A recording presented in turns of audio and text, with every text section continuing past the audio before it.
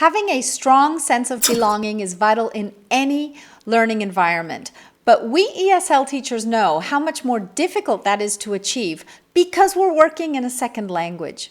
Well, in this video, I'm going to share with you some ideas that not just bring down the language barrier, they're going to help build community and promote better learning. And you're going to want to stick around till the end because I've got a surprise for you. So we're going to be talking about building bridges, right? Not walls. Many times when we are working in a second language, there tends to be a barrier between the teacher and the students that are just hearing that language for the first time. And that barrier can be an emotional barrier, and it could also be a physical barrier, because at some point when you have problems communicating, you will not be able to even interact with your kids. When we hear someone speaking a language we don't understand, all we really hear is but when we hear our name amidst those sounds that are so unfamiliar to us, we realize that the person is actually trying to communicate with us. Don't just say, "Hi guys, hi kids, how are you?"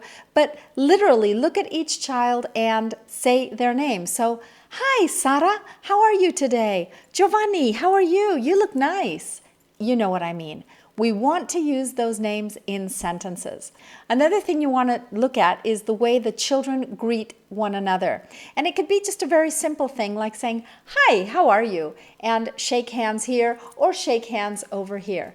Not just are they using the language, and believe me, that's my least important thing right now, but what they are doing is acknowledging their classmates. After we've greeted one another, I like to have the kids share something about their life. Now, ideally, in their native language, kids will be speaking a lot and telling you a lot of things about their personal life, maybe what they did on the weekend. The other kids will be asking questions, etc. In an ESL classroom, this is a lot more difficult for many reasons. The language, obviously, but also the courage to actually say something in that new language. So what I've found helpful is to first make a game out of choosing who's going to be the person that's going to share something.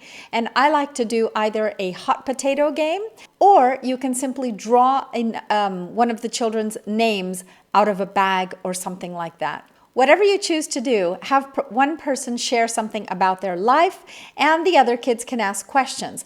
But we're working in a different language, right? So how are we going to do that? Which leads me to my second point. Don't discourage the use of the children's native language in your classroom. I know lots of teachers are against this, but you know what? The important thing is that they hear the language in action. Remember, these are baby steps that they are taking. They are being born in this new language, and no baby is born speaking. They have to first understand everything that is being said. So let them use their native language, which doesn't mean you're going to use it. For example, if someone says, "I went to the football game with my dad," then you're going to say, that child will say it in his language. What you're going to say in English is, "Oh, you went to the football game with your dad." Okay, so it's not a translation. It's just kind of bouncing back what they're saying, but in English. But we also want to encourage conversations with you. So if someone says to you, "Oh, teacher, you know, we just got a new cat," definitely follow up on that. Okay, so if you're still with me and you're liking this video, give it a thumbs up right now. But remember, stick around till the end because I've got a surprise for you. Our goal is to make these kids feel at home, right? So pushing them to do something they don't want to do is not going to make them feel at home. That doesn't mean that they can do whatever they want. But what I'm saying is pushing the children to answer a question, for example. It really puts the kids on the spot. It makes them feel very anxious. So first of all, why do kids close up altogether and not answer in an ESL classroom? Well, the first reason is they might be afraid. They might be afraid that they're not allowed to use their native language in your classroom.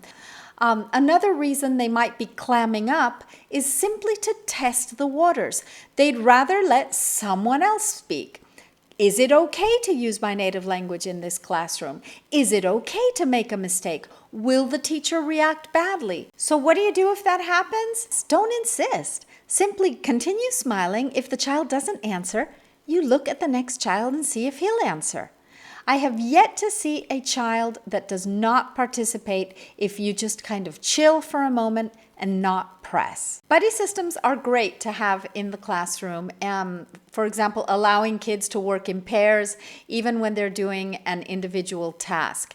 But the risk with a regular buddy system is that if that buddy is always your buddy, you're not going to get to know the other kids. So make sure that you rotate the buddy system. So when we're building community in our class, we have to remember that we want our classroom to be a home away from home, if you wish.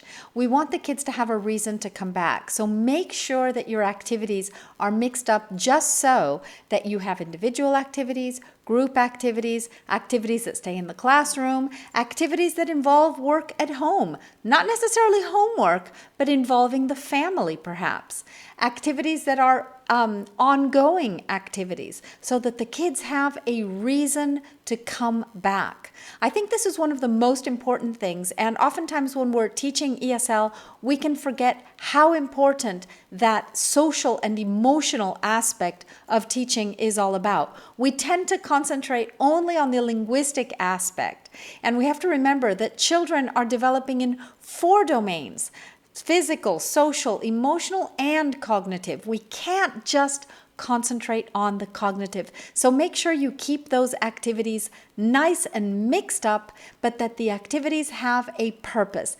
They make the kids feel at home and they make them want to come back. Okay, well, we've made it to the end of the video, and as promised, I have something really cool for your classroom, and that is my Icebreakers activity. You'll find the link in the description box below. These are great for building community, so make sure to join my mailing list and download those right now. I'll see you next time. Thanks for watching.